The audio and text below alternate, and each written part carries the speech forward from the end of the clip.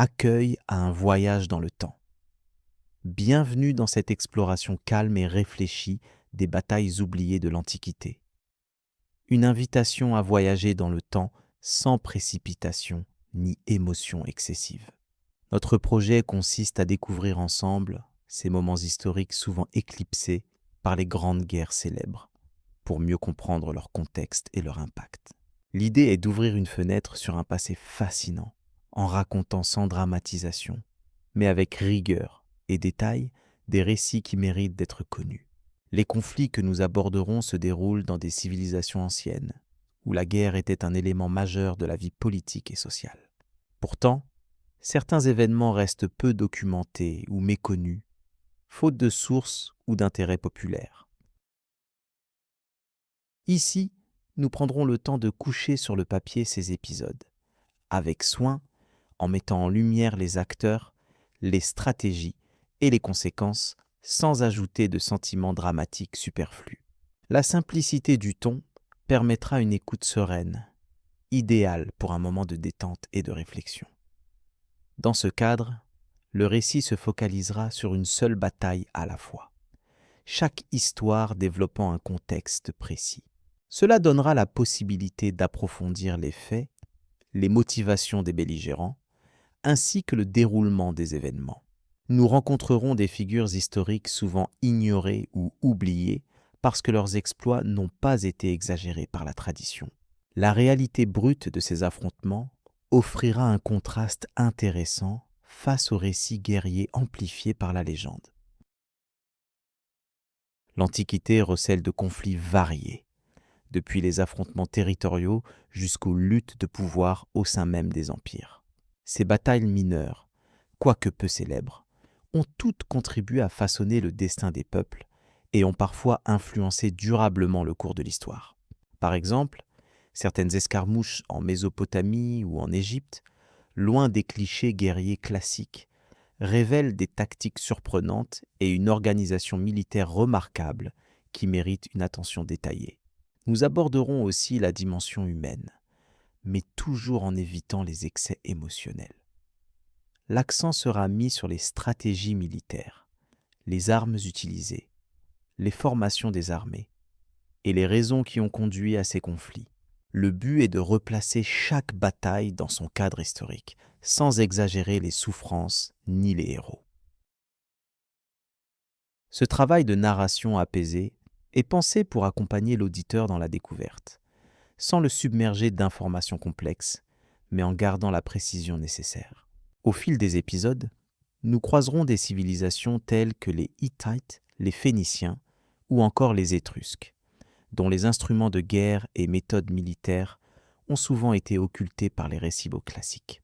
Ces peuples ont organisé des campagnes dans des contextes géopolitiques spécifiques, et leurs affrontements nous apprendront beaucoup sur l'évolution des techniques et des mentalités guerrières antiques. Cette approche historique permet une immersion progressive dans des univers méconnus.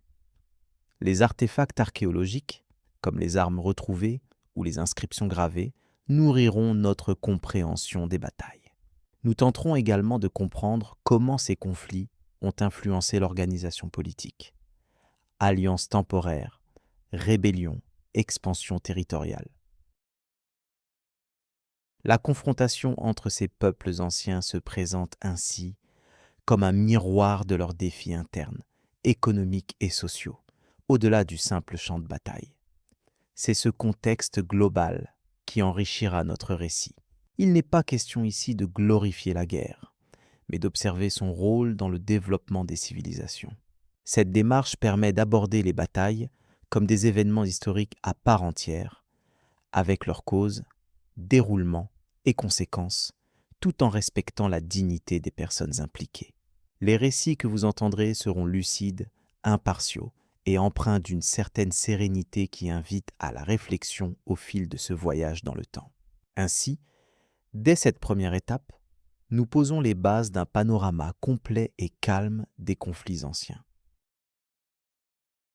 En suivant les traces laissées par des guerriers moins connus, vous découvrirez progressivement un monde où les batailles, loin d'être uniquement des scènes de violence, constituaient aussi des moments clés d'échanges culturels, de transformation politique et souvent de renouvellement stratégique. Ce regard posé, sans fureur, donnera une autre dimension à ces épisodes oubliés. Nous poursuivrons bientôt avec le récit détaillé d'une bataille en particulier, sélectionnée pour son intérêt historique et sa richesse documentaire. Ce sera l'occasion d'entrer concrètement dans l'action en analysant chaque phase avec un calme méthodique. La transition se fera naturellement, toujours dans un esprit apaisé, pour permettre à chaque auditeur de suivre facilement le fil des événements, sans jamais se sentir perdu ou débordé par des émotions trop fortes. Ainsi commence notre série, un cheminement paisible à travers le temps, qui promet une découverte fascinante des affrontements qui ont marqué l'Antiquité, sans jamais imposer leur présence dans les annales les plus célèbres. Prenez place pour ce voyage à la fois instructif et relaxant, où chaque mot vise à éclairer sans exciter, à raconter sans dramatiser. Dans le prochain chapitre, l'histoire s'étoffera et l'oubli fera place à la mémoire retrouvée. Contexte général des guerres antiques. Les guerres antiques se déploient dans un contexte politique, social et militaire d'une complexité fascinante. Dans l'Antiquité, les cités et empires ne formèrent pas seulement des entités géographiques, mais des systèmes dynamiques gouvernés par des structures de pouvoir distinctes. Les conflits étaient souvent la conséquence directe de ces configurations, révélant des ambitions, des alliances et des rivalités profondes. La politique jouait un rôle central. Les cités-États comme Athènes et Sparte en Grèce se distinguaient par des régimes opposés, la démocratie d'un côté et l'oligarchie de l'autre. Cette dualité entraînait des tensions persistantes, notamment à cause des différences de vision stratégique et sociale. Dans la région mésopotamienne, les royaumes s'affrontaient pour le contrôle des territoires fertiles, déterminants pour la survie et la prospérité. Les sociétés antiques présentaient des hiérarchies rigides. La noblesse militaire commandait les armées, tandis que les classes populaires finançaient souvent les campagnes. Ces structures sociales influençaient également la composition des forces armées, où les soldats rebelles ou mercenaires pouvaient reconstituer une part significative. L'armure, les armes et les formations dépendaient largement du statut et des ressources disponibles dans chaque civilisation. Militairement, les États antiques développaient des stratégies adaptées aux environnements géographiques et aux ennemis rencontrés. Par exemple, les phalanges grecques, composées de soldats étroitement alignés avec des lances longues, s'appuyaient sur la discipline et l'unité. Cette formation lourde contrastait avec la mobilité des cavaliers scythes, experts en attaque rapide et harcèlement. Les Romains, quant à eux, innovèrent avec des légions segmentées, capables d'adaptation tactique sur le champ de bataille. La logistique jouait un rôle fondamental. Nourrir les armées et assurer le mouvement rapide des troupes étaient des défis permanents. Les voies romaines, connues pour leur solidité, permettaient le transport efficace des ravitaillements et facilitaient la communication entre les unités. En Égypte, l'utilisation du Nil pour le passage des hommes et du matériel offrait un avantage stratégique en période de conflit. Le commandement militaire reposait souvent sur des figures charismatiques et expérimentées. Le général spartiate Brasidas s'illustra par sa capacité à inspirer ses soldats malgré des ressources limitées. En Perse, Xerxès chercha à imposer sa domination via une armée nombreuse, mais sa stratégie fut mise à mal par des adversaires imprévus. Ses leaders démontraient combien la détermination et le calcul politique étaient indissociables du succès militaire. Les alliances conditionnaient aussi l'équilibre des forces. Parfois, des cités ennemies formèrent des coalitions temporaires contre un adversaire commun. Cette complexité liait politique et guerre, transformant chaque affrontement en une négociation implicite entre puissances concurrentes. La diplomatie antique, bien que souvent sous-estimée, formait une véritable arme dans la bataille du pouvoir. Les combats, malgré leur brutalité, était régie par des codes non écrits. Les soldats attachaient de l'importance à l'honneur et à la réputation, ce qui influençait leurs actions. Les pertes humaines étaient conceptualisées différemment selon les sociétés, mais la mémoire des batailles restait un enjeu crucial pour la postérité. Les monuments, inscriptions et récits témoignaient de l'importance accordée à ces événements. En conclusion, la période antique présente un paysage militaire marqué par des interactions étroites entre la politique, la société et la stratégie. Les armées reflétaient souvent les identités nationales et culturelles de leur civilisation, tandis que les conflits cristallisaient les tensions sous-jacentes. Ce tableau invite à considérer l'Antiquité non seulement comme une succession de batailles, mais comme un phénomène complexe où chaque guerre portait les traces des hommes et des institutions qui l'avaient engendrée. On peut ainsi poursuivre cette exploration avec un regard plus détaillé sur une bataille emblématique qui illustre ces dynamiques. La bataille de Carès, un tournant mystérieux. La bataille de Carès, survenue au début du 1er siècle avant notre ère, demeure l'un des affrontements les moins célébrés, mais pourtant cruciaux de l'histoire antique. Cette confrontation opposait la puissance montante de Rome aux Parthes, une civilisation aux traditions militaires anciennes et redoutables. Les enjeux géopolitiques étaient énormes, bien que souvent relégués dans l'ombre des batailles plus célèbres. Comprendre cette bataille nécessite d'abord de saisir les tensions persistantes entre les deux empires, chacune cherchant à étendre son influence dans la région du Proche-Orient. Au cours des décennies précédentes, Rome s'était forgé un empire immense, dominé par une organisation politique et militaire sans pareille. Cependant, à l'est, les Parthes représentaient un obstacle significatif. Leur territoire, couvrant une vaste étendue allant de l'Euphrate au plateau iranien, constituait une barrière difficile à franchir. La rivalité entre ces deux puissances ne se traduisait pas seulement par des ambitions territoriales, mais aussi par un choc culturel et stratégique fondamental.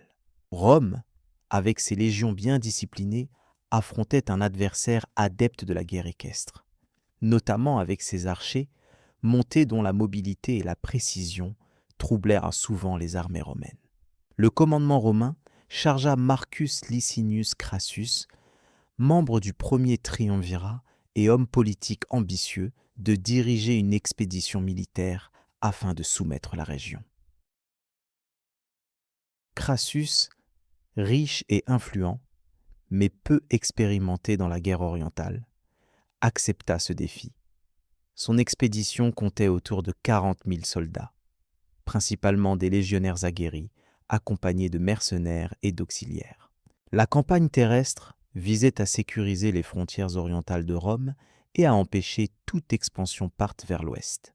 Le théâtre des opérations se situait près de la ville de Car, en Mésopotamie, une position stratégique permettant un contrôle sur les routes commerciales majeures et un accès direct aux riches provinces orientales. Dès le début des hostilités, les Parthes adoptèrent une tactique défensive mêlée à des attaques éclairs. Sous le commandement de Suréna, un général talentueux et respecté, ils utilisèrent la mobilité de leurs cavaliers, en particulier les archers montés, pour harceler les lignes romaines. Ces derniers se retrouvèrent confrontés à une guerre de mouvement, contrastant avec leur approche habituelle de combats rapprochés en formation serrée. Le choix initial de Crassus de s'engager dans une campagne rapide s'avéra être une erreur stratégique. Les Parthes exploitèrent chaque opportunité pour diviser et affaiblir les forces romaines. L'ennemi employait la tactique du tir et retraite, tirant des flèches sans relâche à une distance où les légionnaires peinaient à répondre. En outre, le terrain désertique aidait les Parthes à se mouvoir aisément, alors que les Romains souffraient des conditions climatiques extrêmes, ce qui dégrada leur morale et leur efficacité au combat. Au fil des semaines, l'armée de Crassus perdait en cohésion. Plusieurs escarmouches virent des détachements romains isolés et encerclés. Malgré une discipline rigoureuse, la fatigue s'accumulait et les pertes croissaient. Suréna dirigea une manœuvre audacieuse en tendant une embuscade soigneusement préparée dans une plaine ouverte non loin de Kars. Pris au piège, les Romains subirent un coup sévère qui rompit définitivement leur ligne de bataille. La défaite romaine fut également aggravée par la mort de Crassus, tué lors des négociations qui suivirent. Son absence créa un vide dans le commandement et précipita le désordre dans les rangs. Les Parthes, au lieu de poursuivre une conquête totale, se contentèrent d'assurer leur suprématie sur la région, marquant ainsi un tournant dans la rivalité entre les deux empires. Cette bataille prouvait qu'à l'Est, Rome rencontrerait une résistance tenace, non seulement militaire, mais aussi stratégique. Suréna, dont le génie tactique fut reconnu même par ses adversaires, symbolisa l'efficacité des forces parthes. La victoire ne fut pas seulement un succès militaire, mais un message politique fort envoyé à Rome, rappelant que l'expansion impériale se heurtait à des puissances capables de défier l'hégémonie romaine. Cet épisode clôture une période d'expansion romaine à l'Est et amorce un long équilibre instable entre deux mondes aux modes de guerre distincts. Il est intéressant de noter que cette bataille fut peu exploitée par la propagande romaine, probablement en raison de son issue défavorable. Pourtant, elle offre une clé essentielle pour comprendre les dynamiques militaires et diplomatiques du 1er siècle avant notre ère. La confrontation entre Rome et Parthes à Carès inaugure une ère où le Moyen-Orient devient un pivot stratégique dans les relations internationales antiques. Ainsi, Kars marque bien davantage qu'une simple défaite. Elle révèle les limites de la puissance romaine face à des adversaires adaptatifs et souligne la complexité géopolitique qui caractérisait le monde antique. L'histoire de cette bataille, bien documentée dans des sources diverses, comportait des enseignements sur la logistique, la stratégie, la psychologie militaire et l'interaction des cultures.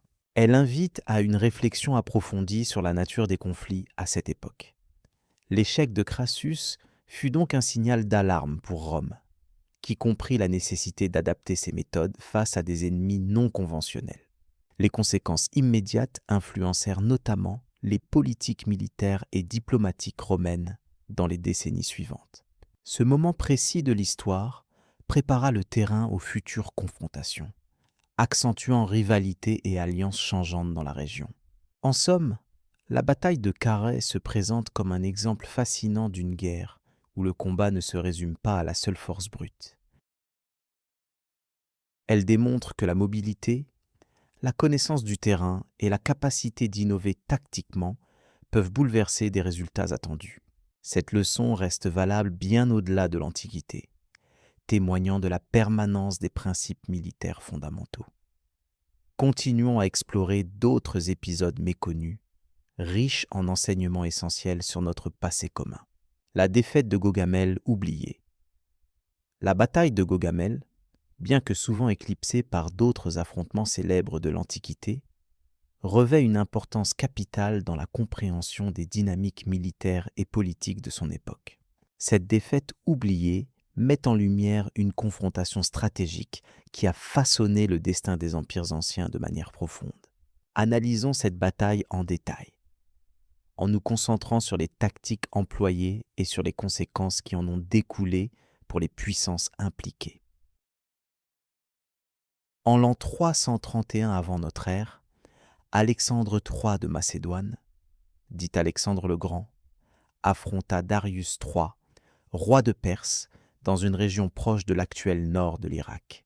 Cette bataille fut décisive, car elle marqua la fin effective de la domination perse sur l'Asie, mais elle a souvent été simplifiée dans les récits historiques, occultant ainsi la complexité des manœuvres militaires et des enjeux stratégiques.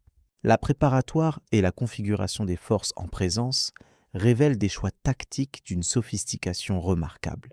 Alexandre disposait d'une armée relativement restreinte, composée d'environ 40 000 soldats, dont un mélange d'infanterie lourde, de cavalerie rapide et de forces spéciales telles que les archers et les frondeurs. Face à lui, Darius pouvait mobiliser environ 121 000 hommes, dont une grande partie était constituée d'unités diverses provenant des différentes provinces de son empire, incluant des éléphants de guerre, qui étaient censés bouleverser les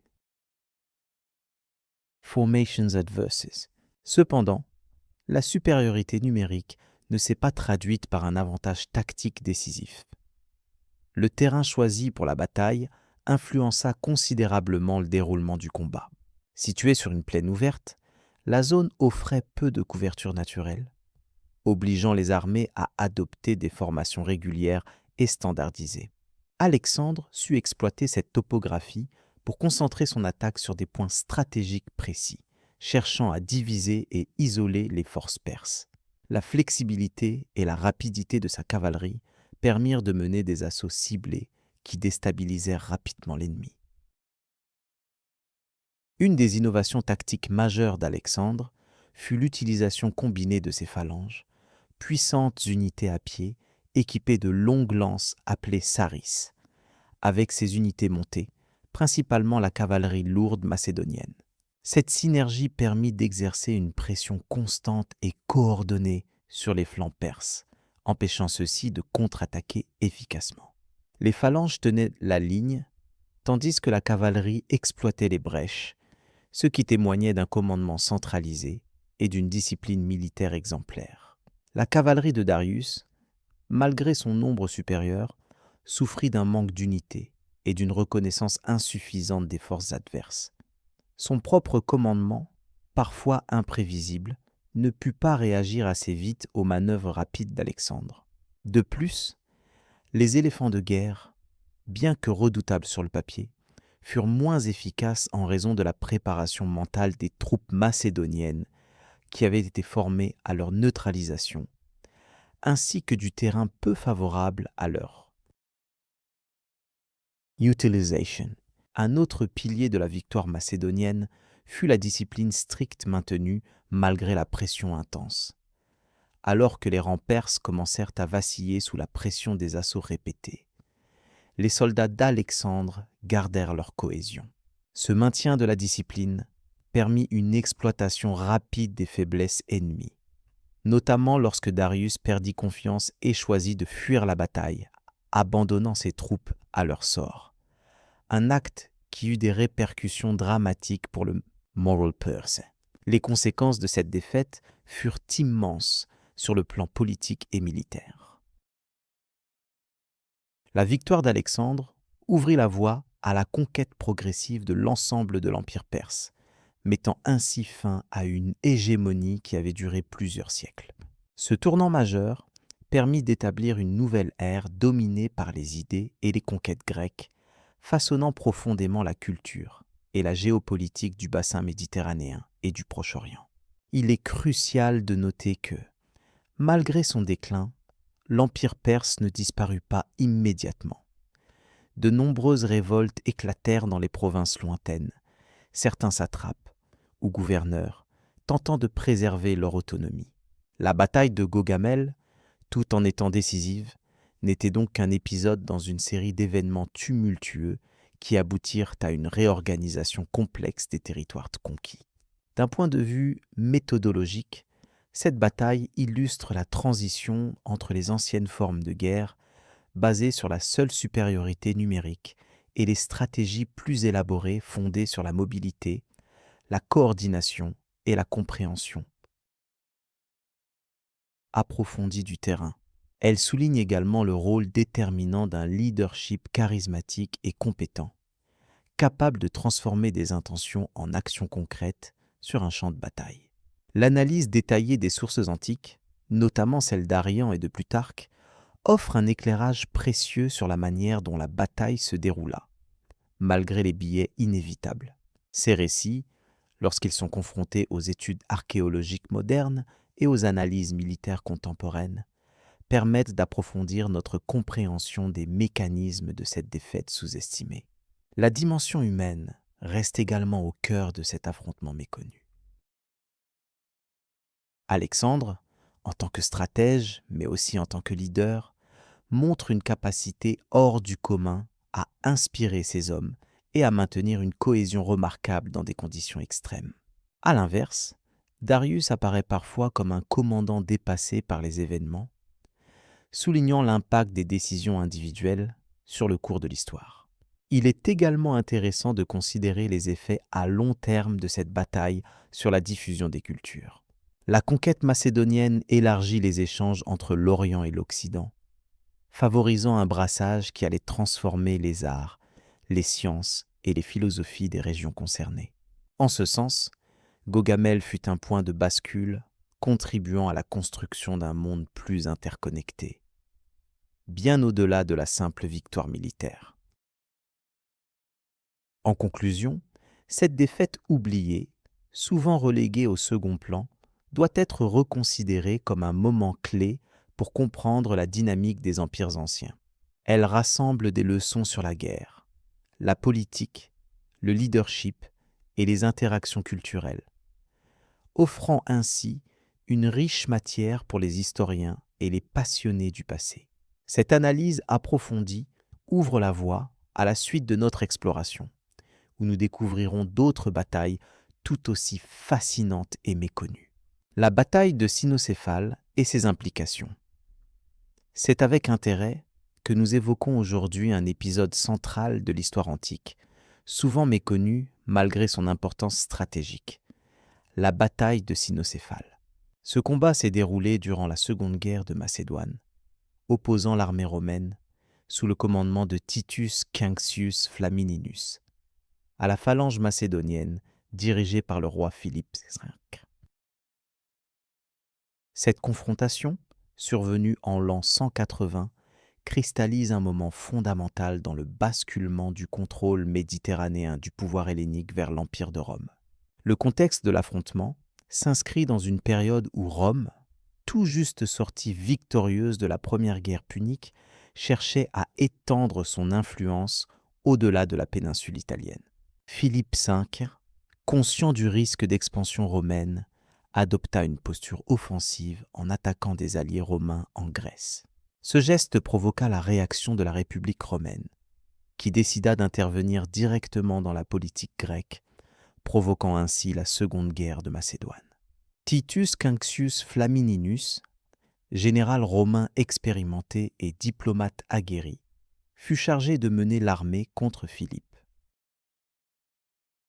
De son côté, Philippe V disposait d'une armée nombreuse, dont la célèbre phalange macédonienne, formation militaire rigide et redoutable fondée sur des lances longues appelées saris. Cette force symbolisait la suprématie macédonienne depuis l'époque d'Alexandre le Grand, incarnant la puissance militaire gréco-macédonienne.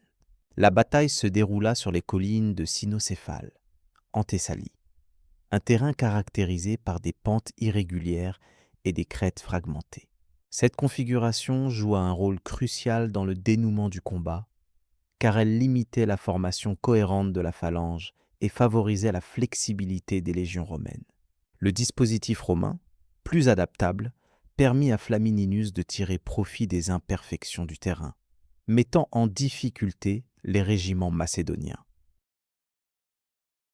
L'affrontement dura une journée entière, où chaque phase montra la discipline et la résilience des deux armées. La phalange, bien que redoutable en terrain plat, fut désavantagée par la géographie. En revanche, les légions romaines pouvaient se déployer selon des lignes plus flexibles, utilisant leur manipulation tactique pour harceler et fractionner l'ennemi. Ce positionnement contraire déclencha l'effondrement progressif de la cohésion macédonienne. Les sources historiques mentionnent que la clé du succès romain résida dans la capacité de Flamininus à exploiter le terrain et à maintenir la cohésion de ses troupes malgré la pression. Son commandement se distingua par un équilibre entre fermeté militaire et sens diplomatique, une combinaison qui sut assurer la victoire sans provoquer un massacre inutile. La fin de la bataille vit la phalange macédonienne surpassée, marquant une défaite majeure. Cette victoire apporta à Rome une suprématie incontestée dans la région méditerranéenne orientale. Elle signifia la fin de l'influence exclusive des royaumes helléniques sur la Grèce et initia un tournant où Rome s'affirma comme la nouvelle puissance dominante, pivotant vers une politique d'expansion plus volontariste et interventionniste. Cynocéphale devint ainsi un symbole de cette transition géopolitique majeure. Le traité de paix qui suivit imposa d'importantes restrictions à Philippe V, limitant considérablement ses ambitions militaires. Rome se présenta ensuite en protectrice des cités grecques, consolidant une nouvelle forme d'alliance et d'hégémonie indirecte. Cette stratégie permit à la République de stabiliser la région tout en se préparant à affronter d'autres puissances, notamment le royaume séleucide et plus tard Carthage. Il est intéressant de noter que Cynocéphale marqua également un tournant dans l'évolution militaire. L'efficacité démontrée des légions face à la phalange ouvrit la voie à une refonte des tactiques et à une meilleure adaptation des armées romaines aux défis variés des terrains et des ennemis. Ce fut un exemple clair de la supériorité tactique romaine fondée sur la flexibilité et la discipline. En résumé, l'importance de la bataille de Cynocéphale réside non seulement dans sa dimension militaire, mais aussi dans ses retombées politiques et géographiques. Elle acheva de redéfinir le rapport de force en Méditerranée et prépara le terrain pour l'établissement de l'Empire romain, tel que nous le connaissons, marqué par une influence encore plus large et profonde dans le monde antique. Les personnages principaux, Philippe V et Titus Quinctius Flamininus, représentent deux visions du pouvoir et de l'emprise sur le monde grec. L'un attaché à la tradition hellénique et ses méthodes, l'autre porteur d'une Rome en pleine ascension, tournée vers un avenir de conquête et d'intégration.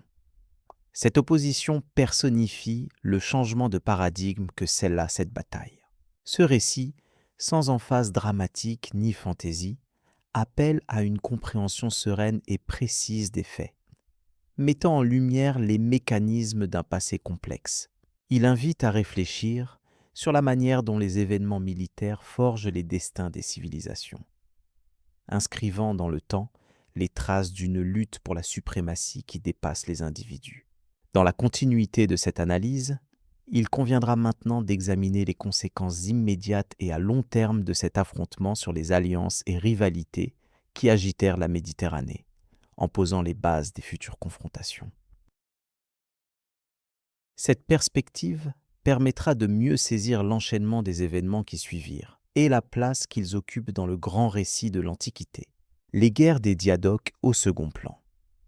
Les guerres des Diadoques ont commencé peu après la mort d'Alexandre le Grand en l'an 323 avant notre ère. Sans héritier clair et un empire vaste s'étendant de la Grèce jusqu'au nord-ouest de l'Inde, ces généraux, appelés Diadoques, se sont lancés dans une lutte pour le contrôle des territoires. Cette période, souvent éclipsée par les conquêtes d'Alexandre, mérite une attention particulière pour comprendre la complexité des jeux de pouvoir qui ont façonné le monde hellénistique. Antipater, l'un des plus proches lieutenants d'Alexandre, fut nommé régent de la Macédoine et de la Grèce, en attendant que le fils posthume d'Alexandre atteigne sa majorité. Cependant, son autorité fut rapidement contestée par des ambitions rivales. Cassandre, son fils, prit petit à petit le contrôle de la Macédoine après la mort d'Antipater. Stratégiquement, Cassandre sut utiliser des alliances matrimoniales pour asseoir son pouvoir, notamment en faisant épouser à sa famille des membres influents des cités grecques. Ces actions lui permirent de stabiliser son autorité dans une région fragile politiquement. Parallèlement, Ptolémée, un autre diadoque, s'était emparé de l'Égypte. Contrairement à Cassandre, Ptolémée adopta une politique d'indépendance prononcée. Il fonda une dynastie qui durera plusieurs siècles et fit d'Alexandrie un centre culturel et scientifique d'importance majeure.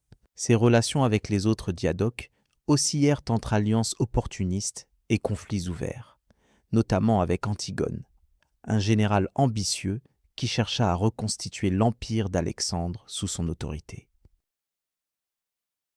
Antigone contrôlait initialement la Phrygie et la Syrie, mais ses ambitions la menèrent à affronter plusieurs adversaires sur plusieurs fronts. L'une des batailles clés de cette période fut celle d'Ipsos en l'an 312 avant notre ère. Cette confrontation opposa une coalition formée par Cassandre, Ptolémée, Lysimaque et Séleucos à Antigone. La bataille fut décisive. Antigone y trouva la mort, ce qui permit de rééquilibrer le pouvoir entre les successeurs. Lysimaque, maître de la Thrace, profita de cette victoire pour étendre ses territoires, tandis que Séleucos établit ses bases en Mésopotamie. Ces décisions redessinèrent la carte politique du Moyen-Orient. Les luttes entre les diadoques ne se limitèrent pas aux grandes batailles. Des manœuvres diplomatiques minutieuses jouèrent un rôle central. Ptolémée, par exemple, noua des alliances avec des cités ennemies d'Antigone, créant un réseau d'influence complexe. Par ailleurs, les mariages politiques devinrent un outil essentiel à la consolidation des pouvoirs. Cassandre utilisa ces stratégies pour tenir la Macédoine et le sud de la Grèce, tandis que Séleucos conclut des accords pour stabiliser son royaume naissant, qui allait devenir l'Empire séleucide. Au fil des années, les tensions ne cessèrent de croître. Les anciens compagnons d'Alexandre, autrefois unis par la conquête, étaient désormais déchirés par des querelles incessantes. Chacun cherchait à légitimer son autorité en se positionnant comme le véritable héritier de l'œuvre d'Alexandre. Séleucos, par exemple, chercha à contrôler le cœur de l'Empire en conquérant la Babylonie, ville clé pour le contrôle de la Mésopotamie. Sa capacité à rallier les populations locales joua un rôle décisif dans son succès. La période fut également marquée par la montée en puissance de royaumes locaux. En Grèce, les cités tentèrent d'exploiter les faiblesses des diadoques, comme Cassandre ou Antigone, pour retrouver une certaine autonomie. Toutefois, les interventions militaires répétées des diadoques empêchèrent toute réelle indépendance. Ces conflits permanents créèrent un climat d'instabilité qui dura plusieurs décennies, affectant profondément la vie des populations. Ptolémée ne cessa de renforcer son royaume égyptien, mettant en place une administration efficace et soutenant les arts et la science. Sous son règne, Alexandrie devint un phare de savoir avec la célèbre bibliothèque qui attirerait plus tard les plus grands intellectuels de l'Antiquité. Cette volonté politique contrastait avec les autres diadoques, souvent absorbés par leurs querelles militaires. La stabilité intérieure de l'Égypte démontrait ainsi l'importance d'une politique claire pour la pérennité d'un pouvoir. Des figures telles que Lysimaque, régent de la Thrace, incarnèrent les stratégies pragmatiques des diadoques. Après avoir étendu son territoire, il participa à plusieurs campagnes militaires cruciales pour maintenir son influence. Toutefois, ses ambitions furent finalement freinées lors de la bataille de Kouroupédion. Cette confrontation fut un tournant qui marqua la fin progressive des guerres des diadoques, laissant place à une nouvelle organisation politique plus stable. Ces guerres ont eu une influence profonde sur l'histoire. Elles ont permis la diffusion de la culture grecque dans tout le bassin méditerranéen et au-delà. Les royaumes établis par les successeurs d'Alexandre combinèrent traditions grecques et locales, donnant naissance à la civilisation hellénistique. Cette hybridation culturelle créa un contexte favorable à des échanges intellectuels, artistiques et commerciaux sans précédent. En somme, malgré leur aspect parfois oublié, les conflits entre les diadoques représentent une période riche en événements et en transformations. Ils démontrent comment l'absence de leadership central peut engendrer des luttes d'influence complexes et durables. Le calme apparent de ces récits cache une réalité intense où chaque mouvement fut déterminant pour la configuration future du monde antique. Alors que nous laissons derrière nous ces luttes dynastiques, nous préparons notre esprit à explorer une autre facette de l'histoire antique, où de grandes cités renaissent et des empires s'effondrent sous de nouveaux défis. Cette transition nous invite à mieux comprendre les forces qui modèlent la marche du temps et les civilisations. La résistance de Numance face à Rome. Bienvenue dans ce récit consacré à une des résistances les plus remarquables du monde antique. Nous nous penchons aujourd'hui sur la longue et patiente lutte des habitants de Numance contre la puissance de Rome. Une bataille qui illustre la ténacité stratégique des tribus ibériques face à l'expansion romaine. Numance, située dans la péninsule ibérique, fut au cœur d'une confrontation qui dure plusieurs années, mettant en lumière les méthodes défensives et la détermination des Numantins. La ville de Numance, entourée de collines escarpées, bénéficiait d'une position naturelle idéale pour défendre sa liberté. La population locale, principalement composée de Celtibères, avait développé des techniques mal innées de combat et de survie. Rome, en pleine expansion, avait d'abord tenté des approches diplomatiques qui furent rejetées. Après plusieurs années, les Romains envoient une armée importante pour soumettre cette cité rebelle.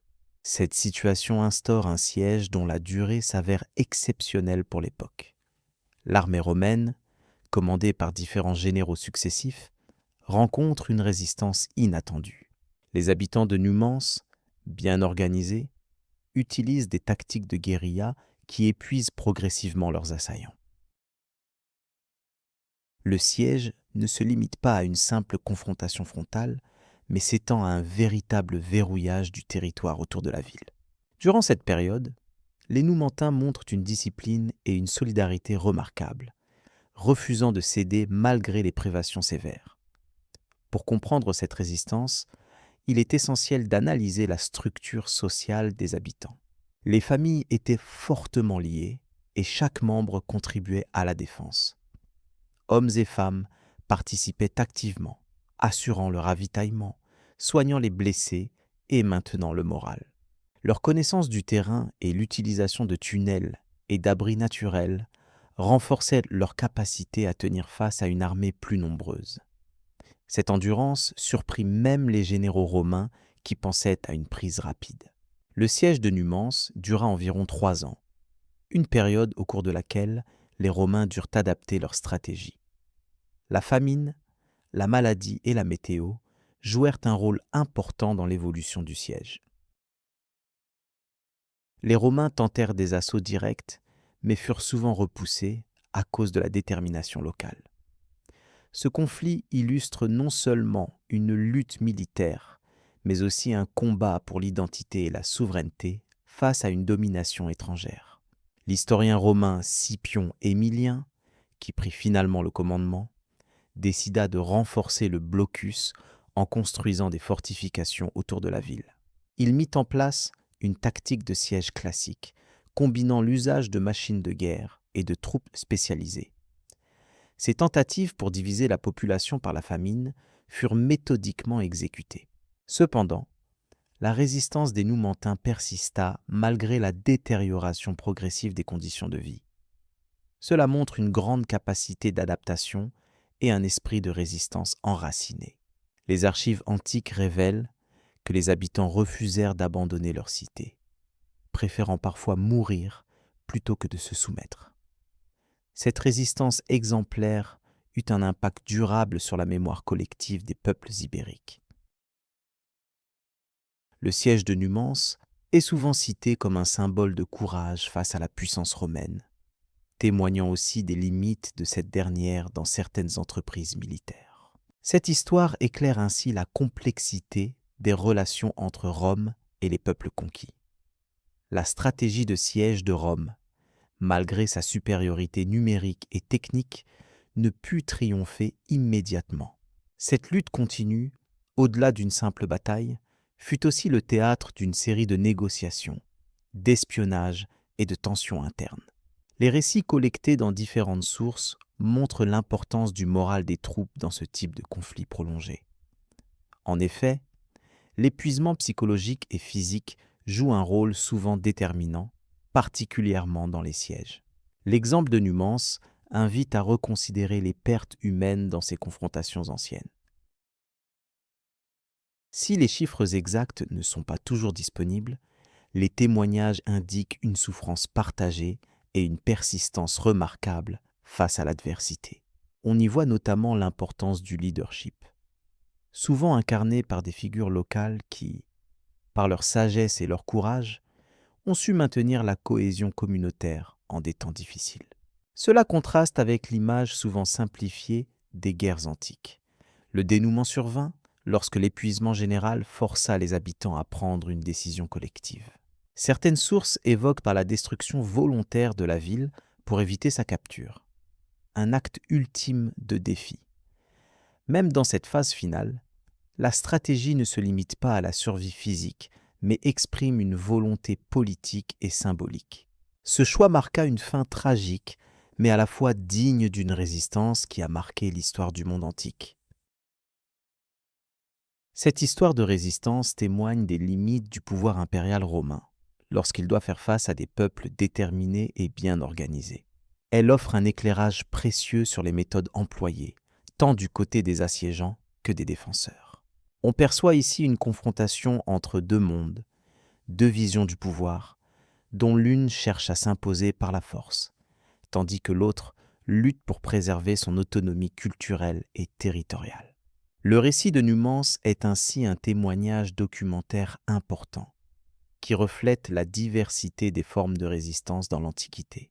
Il permet de comprendre comment une petite cité, malgré une position géographique et démographique modeste, put tenir tête à une des plus grandes puissances militaires de son temps. À travers cette lutte, on découvre les mécanismes complexes de la guerre de siège, la vie quotidienne en situation extrême, ainsi que le rôle crucial des décisions politiques dans la conduite du conflit.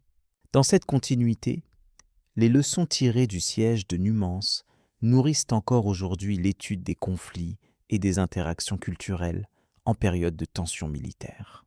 Elles illustrent le besoin d'analyser à la fois les aspects matériels et humains de ces événements.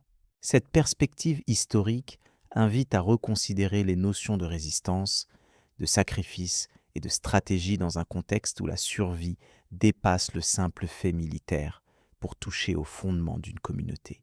Examinant les sources archéologiques récentes, on constate que les vestiges de Numance ont permis de mieux comprendre les conditions du siège. Les fouilles ont mis au jour des fragments d'armes, des murs renforcés et des structures d'habitation adaptées aux besoins de défense. De plus, l'étude des ossements a révélé des indices sur la santé, la nutrition et les blessures des habitants, témoignant de la dureté des années de siège. Ces données enrichissent le récit historique en offrant une dimension tangible à cette lutte.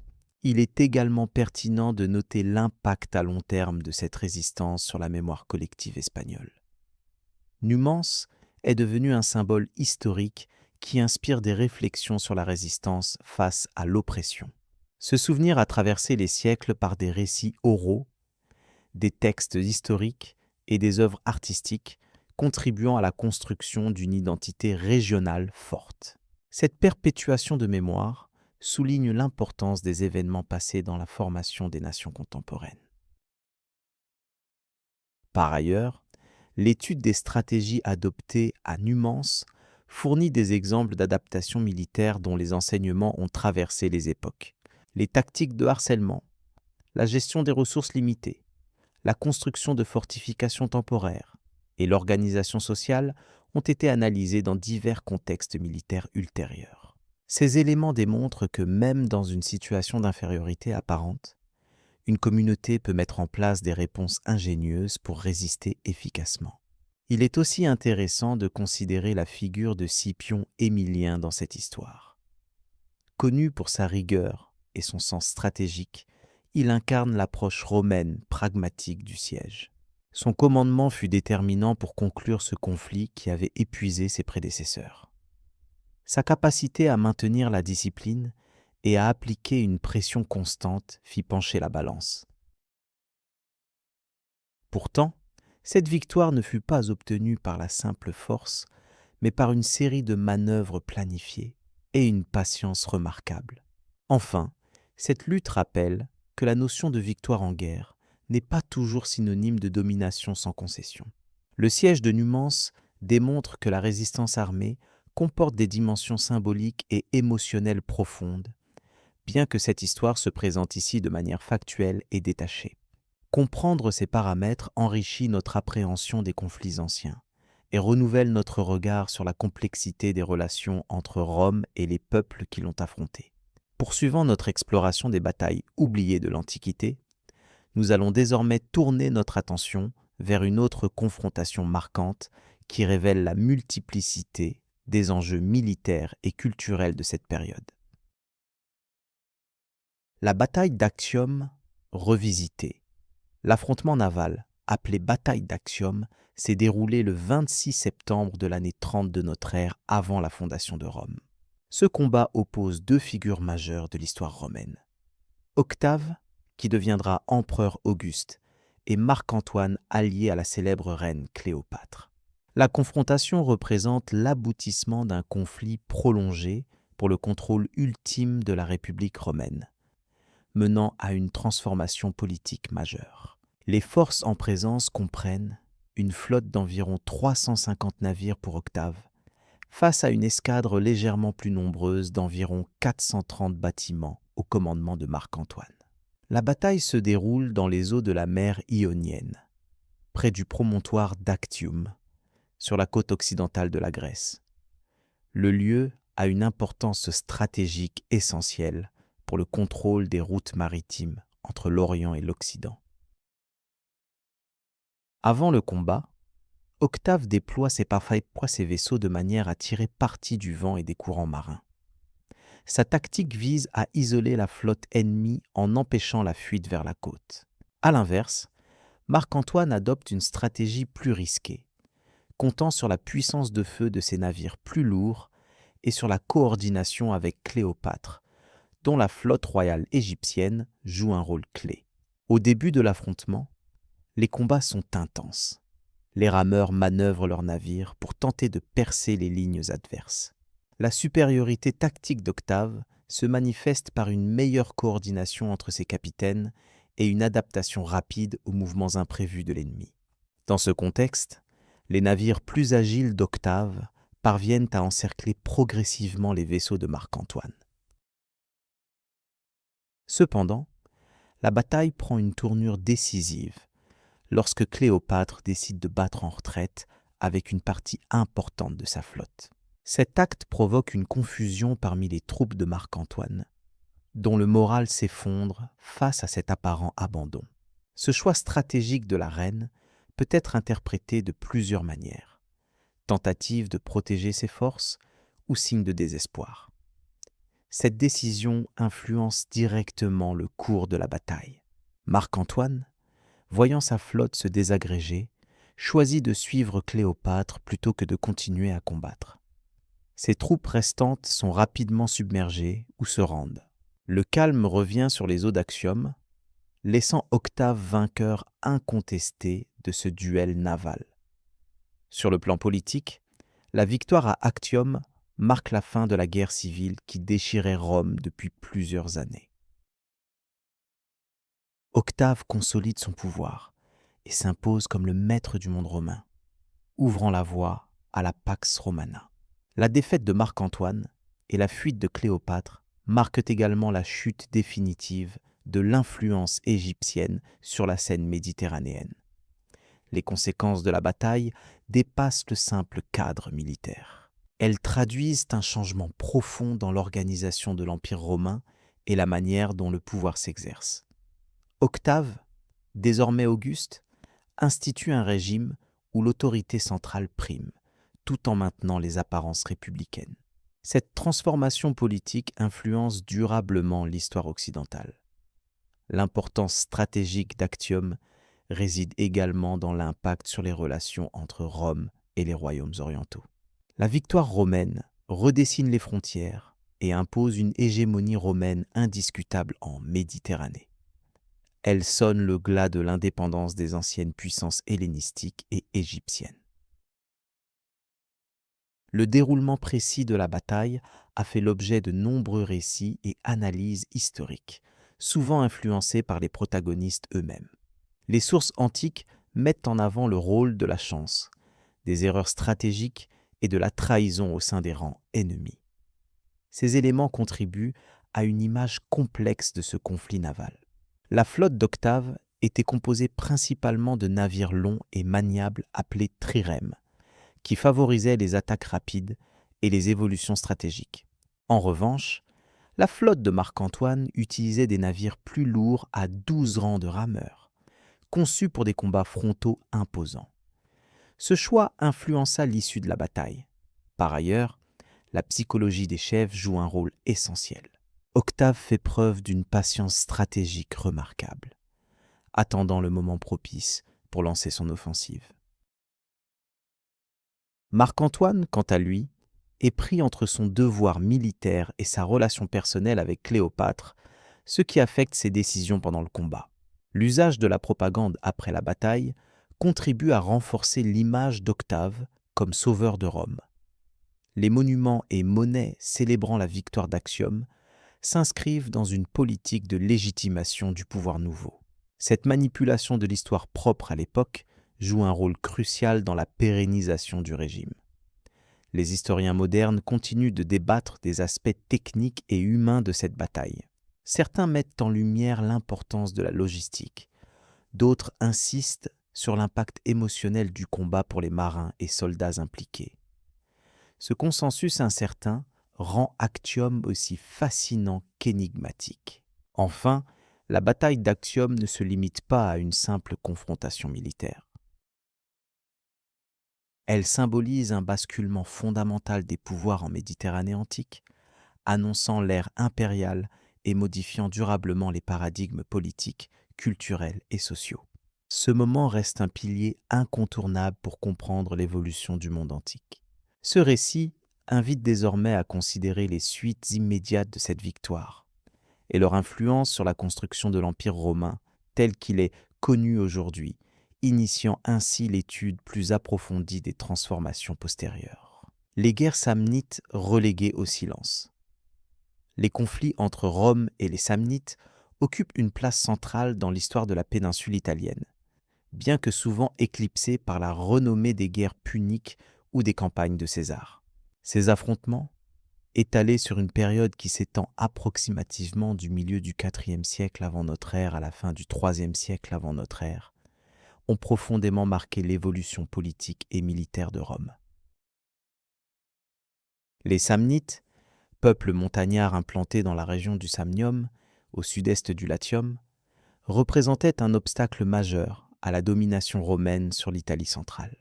Leur structure sociale et leur organisation guerrière leur permettaient de résister efficacement face à la puissance romaine naissante. Les premières confrontations débutèrent lorsque Rome chercha à étendre son influence au-delà de ses frontières traditionnelles.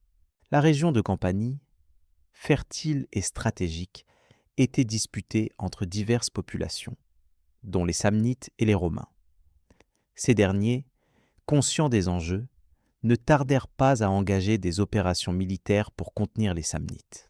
Les relations entre les deux peuples oscillèrent parfois entre paix relative et conflits ouverts, selon les alliances et les événements extérieurs.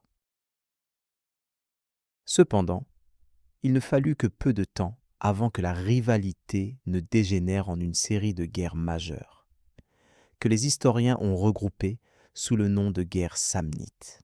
Les premières hostilités, souvent appelée la première guerre samnite, se déroulèrent principalement dans la plaine du Latium et le littoral campanien. Rome y déploya ses légions pour affirmer son contrôle, mais la topographie montagneuse favorisait l'ennemi, qui utilisait des tactiques adaptées à ce terrain difficile. Malgré cela, Rome parvint à maintenir sa position, s'appuyant sur le recrutement massif de citoyens et l'organisation rigoureuse de ses forces armées. Ces expériences militaires conduisirent à des innovations tactiques, notamment dans la formation des légions, qui deviendrait une des clés du succès romain dans les décennies suivantes. Au cours de la Seconde Guerre samnite, les conflits gagnèrent en intensité et en ampleur. Cette période fut marquée par des batailles célèbres, dont celle de Codin-Forks, où l'armée romaine subit une défaite humiliante. Ce revers força Rome à revoir sa stratégie et à renforcer ses alliances locales. Les Samnites, menés par des chefs compétents comme Gellius et Egnatius, s'appuyèrent sur leur connaissance du terrain et sur une coalition de peuples italiques partageant un intérêt commun contre la domination romaine. Malgré ces succès, le conflit s'inscrivit dans un contexte d'usure prolongée, où Rome conserva sa capacité à mobiliser des ressources importantes, ce qui finit par retourner la situation en sa faveur. Le troisième conflit samnite refléta la détermination de Rome à soumettre définitivement ses ennemis italiques. La guerre s'accompagna de campagnes rigoureuses dirigées par des magistrats expérimentés. Les Romains améliorèrent leur stratégie, développèrent des infrastructures militaires et augmentèrent la discipline au sein de leurs troupes. Cette période vit également une évolution politique interne, où la pression extérieure sur Rome contribua à renforcer le pouvoir du Sénat et à favoriser une politique expansionniste plus affirmée. La victoire finale de Rome sur les Samnites ouvrit la voie à la consolidation de son contrôle sur la majeure partie de la péninsule italienne. Au-delà des résultats militaires, ces conflits eurent un impact profond sur la société romaine. Le recrutement continuel imposé par les guerres samnites modifia le profil des légionnaires, intégrant un plus grand nombre de citoyens issus de classes différentes. Les engagements à long terme consacrèrent l'importance de la discipline et du commandement centralisé. Parallèlement, Rome développa un réseau de colonies destiné à sécuriser les territoires conquis, favorisant ainsi un maillage territorial efficace qui limitait les possibilités de rébellion. Cette stratégie permit également d'intégrer progressivement les populations vaincues dans un processus d'assimilation culturelle et politique. Il est important de noter que, contrairement à certaines descriptions dramatisées, les guerres samnites ne furent pas uniquement le théâtre d'affrontements sanglants. Elles constituaient aussi un laboratoire pour l'évolution des systèmes politiques et militaires. Par exemple, les Samnites eux-mêmes influencèrent la manière dont Rome gérait ses alliances et adaptait ses pratiques de guerre. Leur résistance obligea Rome à développer des stratégies d'encerclement, à diversifier son armement et à améliorer la coordination entre ses unités. Ces expériences militaires nourrirent les doctrines qui allaient ensuite s'appliquer pendant des siècles à travers l'Empire romain. Du point de vue économique, les guerres samnites permirent à Rome de contrôler des territoires riches en ressources naturelles et agricoles. L'annexion de la Campanie et du Samnium donna accès à des terres fertiles, mais également à des routes stratégiques facilitant le commerce et la mobilité des troupes. Cette expansion territoriale contribua à la croissance démographique et au développement urbain, en particulier à Rome même, où la population augmenta rapidement. La gestion des nouveaux territoires mobilisa les élites romaines, qui y voyaient une opportunité d'enrichissement personnel et de consolidation de leur pouvoir social. Les conséquences de ces guerres se firent ressentir bien au-delà de la simple conquête militaire. Elles préparèrent le terrain pour l'intégration progressive de l'ensemble de la péninsule italienne sous l'omniprésence romaine. Les communautés samnites furent peu à peu absorbées à travers des processus politiques, économiques et culturels. Cette intégration fut facilitée par des mesures telles que l'octroi de la citoyenneté romaine à certains groupes, la promotion du latin comme langue administrative et la diffusion des institutions romaines. Ainsi, la mémoire des guerres samnites, bien que moins présente dans les récits populaires, demeure fondamentale pour comprendre la construction de Rome en tant que puissance méditerranéenne. En résumé, les guerres samnites sont un épisode complexe et essentiel de l'histoire antique, souvent occulté par des événements ultérieurs plus spectaculaires. Elles illustrent la montée en puissance de Rome sur la scène italienne et la manière dont elle parvint à imposer sa domination face à une résistance structurée et déterminée. L'étude détaillée de ces conflits révèle une réalité plus nuancée, où des facteurs politiques, militaires et sociaux s'entrelacent pour façonner le destin d'une civilisation. Cette période constitue une étape clé du long processus qui conduisit à la formation d'un empire durable. Par cette analyse, nous observons comment les leçons tirées des guerres samnites influencèrent les stratégies romaines et contribuèrent à la cohésion interne de la République. L'évolution des institutions militaires, la gestion des alliances et l'intégration progressive des peuples conquis sont autant d'éléments qui soulignent l'importance de ces conflits dans l'histoire romaine. Cette réflexion ouvre la voie à l'examen des défis suivants rencontrés par Rome, qui, à mesure de son expansion, se trouva confrontée à de nouveaux ennemis et à des enjeux toujours plus complexes. Nous pourrons ainsi envisager dans la suite de ce récit l'impact de ces dynamiques sur la conquête de la Méditerranée et la construction des structures impériales futures. Les campagnes d'Antiochos contre Rome. Au cours du IIIe siècle avant notre ère, le royaume séleucide, sous la direction d'Antiochos le Grand, devint un acteur majeur dans le théâtre complexe des relations politiques et militaires en Méditerranée orientale. Fondateur et dirigeant d'une dynastie héritière des conquêtes d'Alexandre le Grand, Antiochos assuma la lourde tâche de maintenir et d'étendre un empire vaste et hétérogène qui s'étendait des territoires mésopotamiens jusqu'aux rives de la mer Égée. Son ambition le conduisit inévitablement à affronter la République romaine, alors en pleine expansion après ses succès sur la péninsule italique et en Méditerranée occidentale. Ces confrontations, marquées par plusieurs campagnes militaires, témoignent d'une période où la diplomatie et la guerre se mêlaient étroitement. Les hostilités majeures entre Antiochos et Rome commencèrent avec la Deuxième Guerre de Syrie, déclenchée à la suite de tensions croissantes sur le contrôle de la région de la Grèce et de l'Asie mineure. Antiochos, conscient de la puissance montante de Rome, chercha à consolider ses possessions et à repousser l'influence romaine qui s'étendait notamment par le biais d'alliés locaux et de cités grecques soumises aux intérêts romains. En conséquence, il déploya ses forces dans une série de campagnes visant à reconquérir des territoires disputés, en particulier en Thrace et en Macédoine. Son armée, bien que considérable par sa taille et sa diversité, rencontrait des difficultés liées à la logistique et à la coordination des différentes unités composées de mercenaires, d'unités locales et d'éléphants de guerre. Au fil des mois, les batailles entre Séleucides et Romains prirent une ampleur décisive. La bataille la plus significative eut lieu près de Magnésie du Sipyle, une cité située dans l'Asie mineure actuelle. Cette confrontation opposa directement Antiochos à Lucius Scipion, un commandant romain issu de la famille des célèbres Scipions.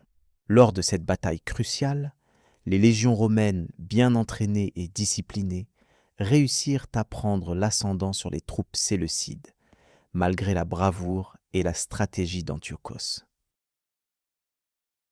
Les légions, dotées d'une infanterie lourde et de manœuvres coordonnées, contrèrent efficacement les charges d'éléphants et les flèches des archers séleucides. La défaite à Magnésie eut des conséquences profondes pour le royaume séleucide. Le traité de paix imposé par Rome contraignit Antiochos à céder plusieurs de ses territoires clés, notamment ceux situés en Asie mineure occidentale, et à limiter considérablement son influence politique dans la région. Ce reflux territorial affaiblit durablement le pouvoir séleucide, rendant l'équilibre des forces en Méditerranée encore plus favorable à Rome et à ses alliés. Toutefois, Antiochos ne se contenta pas de cette issue. Il conserva sa volonté de redresser la situation et de rester une puissance régionale à ne pas négliger. Outre les aspects militaires, ces campagnes reflètent des dynamiques politiques complexes. Antiochos, en tant que souverain hellénistique, devait composer avec la diversité culturelle et religieuse de son empire, ce qui compliquait la mobilisation de ses ressources. Par ailleurs, l'engagement dans la guerre contre Rome mobilisa une part importante de ses forces, limitant temporairement ses possibilités dans d'autres régions de son vaste territoire, notamment en Mésopotamie et en Perse. Cette redistribution des efforts entraîna des tensions internes et affaiblit la cohésion de l'Empire, donnant aux puissances voisines l'opportunité de renforcer leur influence. Les sources romaines contemporaines décrivent Antiochos avec une certaine ambivalence. Elles soulignent à la fois sa ténacité sur le champ de bataille et sa capacité à diriger un empire multiple sous de fortes pressions. Cependant, elles insistent aussi sur la supériorité militaire romaine et la discipline rigoureuse de ses légions, qui furent déterminantes dans le déroulement des confrontations.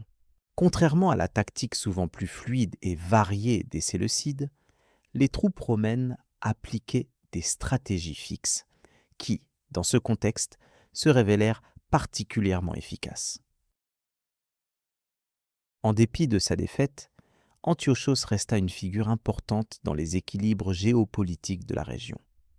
Son règne permit d'initier des échanges culturels entre les mondes grecs, perses et asiatiques, qui influencèrent durablement cette époque.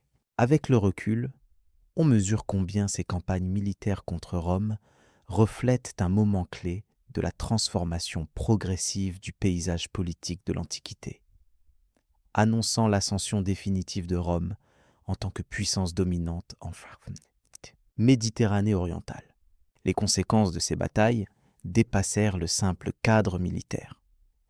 Elles furent un véritable tournant pour le royaume séleucide, dont l'éclat et la cohésion furent durablement marqués par les épreuves infligées par Rome. De nombreux historiens considèrent ces événements comme l'amorce du lent déclin du royaume, qui perdrait progressivement ses territoires au profit de rivaux émergents et de Rome elle-même. Néanmoins, l'héritage d'Antiochos et de ses campagnes demeure une source précieuse pour comprendre les enjeux stratégiques et politiques de cette époque souvent méconnue. L'étude détaillée de ces confrontations montre aussi à quel point la complexité des empires hellénistiques nécessitait une gestion à la fois militaire, diplomatique et administrative très fine. Antiochos, à travers ses efforts et ses défaites, incarne cette phase de transition historique entre les luttes dynastiques de l'hellénisme et l'émergence progressive de la République qui allait bientôt devenir l'Empire romain. La manière dont ces victoires et défaites influencèrent la carte géopolitique de l'époque donne à réfléchir sur les stratégies des grandes puissances et leurs répercussions durables. Ainsi, derrière les faits militaires, il convient de reconnaître une époque de changement profond, où la guerre s'accompagna de négociations, d'alliances et de rivalités mêlées. Le récit des campagnes d'Antiochos illustre parfaitement cette complexité, avec des forces en présence qui rivalisèrent non seulement par le nombre et la puissance des armes, mais aussi par leur habileté à manœuvrer politiquement. De cette compréhension découle une vision plus nuancée de la période, dépassant les simples victoires ou défaites pour saisir le véritable poids des événements.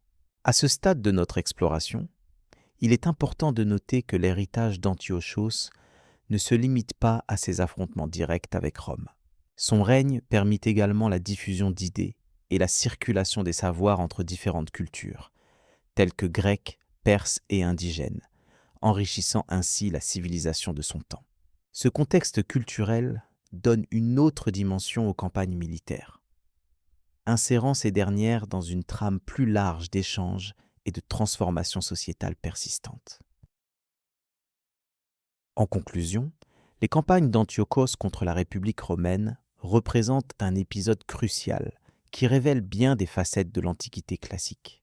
Elles montrent une époque où l'équilibre des forces était loin d'être stable, où chaque bataille pouvait redéfinir les contours du pouvoir. L'analyse de ces événements, loin des clichés dramatiques, offre une compréhension apaisée et documentaire de conflits qui façonnèrent durablement le cours de l'histoire méditerranéenne. Cette période, inscrite entre l'héritage d'Alexandre et la montée inexorable de Rome, demeure un sujet d'étude fascinant, riche en enseignements sur les stratégies et les enjeux de l'Antiquité. Au moment où nous concluons cette exploration des campagnes d'Antiochos, il est naturel de se tourner vers les influences tardives de ces affrontements, notamment comment ils préparèrent le terrain pour les événements suivants dans le monde hellénistique et romain. La suite de notre récit nous conduira ainsi à examiner les conséquences immédiates sur les royaumes voisins et la République romaine, dans le cadre plus large des rivalités méditerranéennes qui allaient le continuer à façonner l'histoire. Les batailles navales oubliées de la Méditerranée. Les conflits maritimes de l'Antiquité ont souvent été éclipsés par les grandes batailles terrestres. Pourtant, nombre d'entre eux ont façonné le destin des civilisations autour de la Méditerranée. Loin du tumulte des récits héroïques et des exploits célèbres, plusieurs batailles navales demeurent oubliées, bien qu'elles aient eu des conséquences durables sur l'équilibre des pouvoirs. La Méditerranée, véritable carrefour des peuples et centre économique, a vu s'affronter des flottes aux stratégies complexes et aux innovations techniques déterminantes. Peu avant le IVe siècle avant notre ère, une confrontation remarquable mais peu connue opposa les flottes d'une cité grecque mineure et d'une puissante coalition carthaginoise. Les navires, des trirèmes sophistiqués équipés de rames en plusieurs rangs, manœuvraient en silence sur les eaux claires, évitant la détection. Cette bataille catalysa le contrôle d'une route commerciale stratégique reliant l'Espagne et l'Afrique du Nord, essentielle pour l'approvisionnement en métaux précieux, indispensables aux armements. Le commandant de la flotte grecque, un homme nommé Démétrios de Phonie, brillait par sa capacité à anticiper les mouvements adverses. Son engagement à privilégier la ruse plutôt que la force brute révolutionna le combat naval. À l'aide de feintes et de manœuvres de contournement, il réussit à isoler plusieurs bâtiments ennemis, ce qui permit une victoire inattendue contre une flotte numériquement supérieure. Ce triomphe, pourtant décisif, fut rapidement éclipsé par les récits plus spectaculaires de grandes batailles terrestres de la même époque. Quelques siècles plus tard, un autre épisode surprenant se déroula dans les eaux calmes du golfe de Sirte. Ce théâtre fut le cadre d'une lutte acharnée entre une flotte égyptienne renaissante et des pirates libyens qui contrôlaient les côtes adjacentes. Les Égyptiens, sous la direction du stratège Ptolémée, mirent en place une tactique originale en utilisant des navires plus légers et plus rapides, capables d'exécuter des attaques éclairs. Leur succès permit d'établir une pacification durable des routes maritimes, favorisant ainsi le commerce avec les civilisations méditerranéennes orientales. Ces batailles, souvent réduites à de simples mentions dans les anciens manuscrits, témoignent de l'importance du contrôle maritime dans l'histoire antique. Elles révèlent aussi les défis logistiques et tactiques auxquels devaient faire face les commandants, notamment en termes de coordination des équipages et d'adaptation aux éléments marins. La maîtrise de la mer était souvent synonyme de pouvoir politique et économique, conférant ainsi un avantage crucial aux civilisations les mieux préparées. L'innovation dans la construction navale joua également un rôle majeur dans ces affrontements. Certaines flottes expérimentèrent des modifications des coques pour améliorer la vitesse et la stabilité, tandis que d'autres introduisirent des armes spécifiques telles que le corbeau, un dispositif permettant de grimper sur les navires ennemis et de mener des combats rapprochés. Ces évolutions techniques furent à la fois une réponse aux exigences stratégiques et un facteur déterminant des résultats des batailles. Dans le contexte plus large des rivalités méditerranéennes, ces événements nautiques révèlent combien la puissance maritime conditionnait l'influence politique des cités et royaumes. Ils soulignent aussi le rôle essentiel des petits États, qui, grâce à leur position géographique ou à leur flotte habile, purent peser dans les équilibres régionaux malgré une capacité militaire limitée. Ces contributions, souvent négligées, enrichissent notre compréhension des mécanismes complexes qui régissaient la Méditerranée antique. Enfin, l'étude détaillée de ces affrontements méconnus invite à reconsidérer les fondements mêmes de la stratégie et de la tactique navale, ainsi que les interactions entre cultures maritimes. À travers des archives fragmentaires et des découvertes archéologiques, il est possible de reconstituer ces récits qui, loin de l'éclat des grandes légendes, incarnent la réalité quotidienne des guerres anciennes. Ce monde discret mais déterminant s'offre donc à notre curiosité, prêt à révéler ses leçons à qui sait écouter. Lorsque l'on observe les exploits d'hommes comme Démétrios ou Ptolémée, on comprend combien la mer constituait un enjeu vital, où la victoire n'était pas seulement une question de puissance brute, mais de tactique fine, d'innovation et de patience. Ces histoires, sans éclat dramatique, nous transportent dans un univers où le courage silencieux et la ruse prenaient le pas sur la force brute, offrant un regard neuf sur la richesse complexe de la Méditerranée antique. La poursuite de cette exploration nous emmènera désormais vers d'autres récits tout aussi fascinants qui amplifient l'image de cette époque riche en combats maritimes subtils, inscrivant à jamais leur empreinte dans le verre immense de l'histoire. Héritage des batailles oubliées. Dans le vaste panorama de l'histoire ancienne, les batailles oubliées laissent une empreinte bien plus profonde qu'on ne le soupçonne. Longtemps reléguées aux marges des récits dominants, ces confrontations ont pourtant façonné, à leur manière, le destin des civilisations.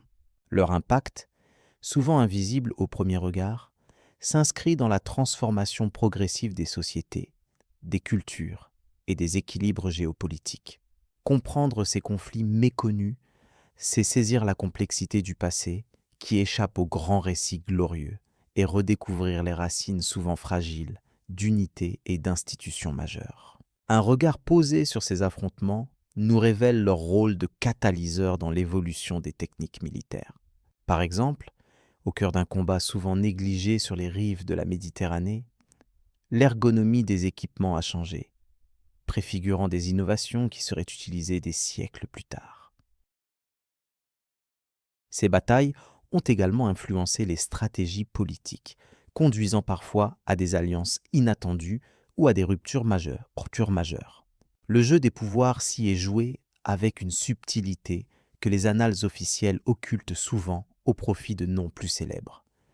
Les personnages engagés dans ces conflits, ignorés, participent néanmoins pleinement à cette dynamique. Prenons le cas d'Ambrosius, un commandant dont les décisions dans la bataille oubliée de Dyrrhachium ont empêché l'effondrement d'une ville clé, assurant ainsi la survie d'une culture locale en proie à de multiples invasions.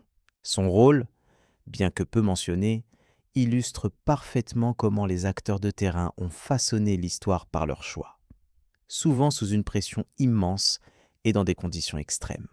Leur expérience humaine nourrit une compréhension nuancée des enjeux de l'époque, loin de la simple glorification des vainqueurs. En outre, ces affrontements ont eu une influence durable sur la mémoire collective de plusieurs peuples. Paradoxalement, leur oubli apparent relève parfois d'une volonté consciente de mise en retrait, de peur que certains épisodes ne perturbent l'image construite des nations. Pourtant, l'archéologie et les textes méconnus révèlent un passé riche en récits multiples où chaque bataille ajoute une pierre à l'édifice. Ils démontrent aussi comment la mémoire historique se construit de manière sélective et comment les batailles oubliées peuvent ressurgir dans les débats contemporains sur l'identité et le patrimoine. Il est aussi essentiel de souligner la dimension interculturelle de ces conflits. Beaucoup ont opposé non seulement des armées, mais également des visions du monde et des systèmes de valeurs différents. Cette confrontation a favorisé des échanges involontaires, des transmissions de savoirs militaires, mais aussi technologiques, voire artistiques. Ainsi, au-delà de la violence apparente, ces batailles ont parfois constitué des moments d'ouverture, des tremplins vers de nouvelles combinaisons culturelles. En ce sens, leur étude approfondie enrichit la compréhension des dynamiques anciennes qui ont façonné le monde méditerranéen et au-delà. Par ailleurs, la reconstitution de ces épisodes demande un regard attentif sur plusieurs sources fragmentaires. Des inscriptions à demi effacées, des chroniques disparates, quelques vestiges archéologiques offrent à l'historien un puzzle complexe à assembler. Chaque nouvelle découverte modifie parfois la perception que l'on avait d'un combat oublié, redonnant vie à des détails précis et éclairant des aspects stratégiques jusque-là méconnus. Cet exercice minutieux souligne l'importance d'une démarche rigoureuse qui met en lumière l'ampleur réelle de l'influence de ces facteurs souvent négligés. Un autre aspect fascinant réside dans les conséquences démographiques à long terme. Des batailles où ont péri des milliers d'individus, certes, mais aussi des épisodes où la victoire ou la défaite a engendré des migrations massives, des fusions de peuplades ou, inversement, leur disparition progressive. Ces soubresauts humains ont pérennisé des mutations sociales, modifiant les structures familiales et communautaires à travers les générations. L'étude des restes osseux, des tombes collectives, corrobore ces transformations, relativisant parfois l'importance des seuls récits écrits. On peut aussi voir dans ces batailles des prémices à certaines formes de diplomatie. En effet, confrontés à des réalités souvent imprévisibles, des chefs et des représentants communautaires ont parfois dégagé des compromis, posant des bases originales pour la coexistence ou la paix. Ces arrangements, bien qu'éphémères il y a plusieurs millénaires, ont jeté les bases d'une organisation politique plus complexe, où pouvoir et dialogue n'étaient plus totalement opposés. Ces épisodes méconnus attestent ainsi d'une humanité toujours en quête d'équilibre, même dans le tumulte des conflits armés. Les répercussions économiques ne doivent pas être négligées dans ce bilan. Les zones affectées ont vu leur commerce perturbé, leurs ressources mobilisées, mais aussi parfois redirigées vers de nouvelles routes ou adaptées à l'après-guerre. Le saccage territorial a été pallié par des dynamiques de reconstruction ou d'innovation qui ont renforcé, en certains cas, la résilience économique des régions impliquées. De cette manière, la guerre a souvent été un facteur indirect mais puissant de transformation socio-économique durable. Enfin, la réflexion sur ces batailles oubliées enrichit notre compréhension de la nature même des conflits anciens. Loin des conceptions simplistes ou héroïques, elles apparaissent comme des phénomènes complexes, multicausaux, intégrant des dimensions humaines, politiques et culturelles. Leur étude invite à une lecture exigeante du passé, respectueuse des nuances et à une remise en cause des narrations dominantes. En fin de compte, elle nous rappelle que l'histoire ne se résume jamais à de simples victoires spectaculaires, mais se construit dans l'ombre de dizaines d'autres histoires silencieuses, mais tout aussi déterminantes. Ce parcours d'analyse se conclut sur une invitation à méditer tranquillement sur la richesse de ces conflits méconnus, à redécouvrir le rôle discret mais essentiel qu'ils ont joué dans l'édification des civilisations. Ils nous offrent une fenêtre sur un monde ancien dont la complexité dépasse de beaucoup l'image parfois stéréotypée que nous pouvons en avoir. La porte est ainsi ouverte à la prochaine exploration historique, où une autre facette du passé délaissé, entre empire et révolution, attend patiemment d'être révélée.